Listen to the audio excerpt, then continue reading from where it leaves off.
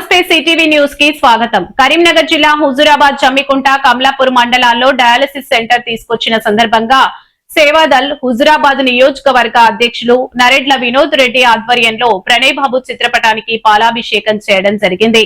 ముఖ్య అతిథులుగా municipal chairman రొంటాల Suhasini, మండల మహిళా అధ్యక్షురాలు పుల్లా రాధా, పట్టణ అధ్యక్షులు మేకల తిరుపతి.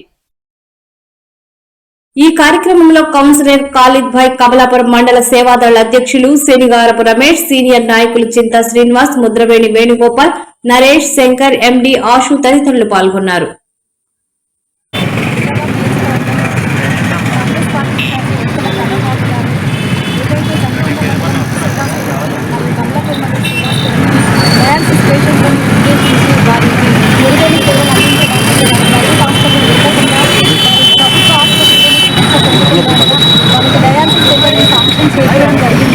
ప్రభుత్వం చొరవ చూపడం జరిగింది. పాలాభిషేకం అయితే నిర్వహించాము. సరవణ గారికి, కొల్లమ్మ గారికి మరియు రేవంత్ రెడ్డి గారికి, రామకృష్ణ గారికి కృతజ్ఞతలు తెలియజేస్తున్నాము.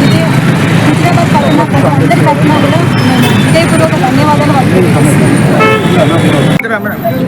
తెలంగాణ రాష్ట్ర ముఖ్యమంత్రి వర్యులు యనమల రేవంత్ రెడ్డి గారికి మరియు మా మంత్రివర్యులు పొన్నమ్మ గారికి, మా హుజూరాబాద్ నియోజకవర్గం ఇన్ఛార్జ్ మనవన్న గారికి ధన్యవాదాలు తెలియజేస్తూ, ఏదైతే ఈరోజు డయాలసిస్ జమ్మకుంట మండలం మరియు కమలాపూర్ మండలానికి డయాలసిస్ సెంటర్ తీసుకురావడం జరిగింది ప్రణయ్ బాబు గారి చొరవ వల్ల.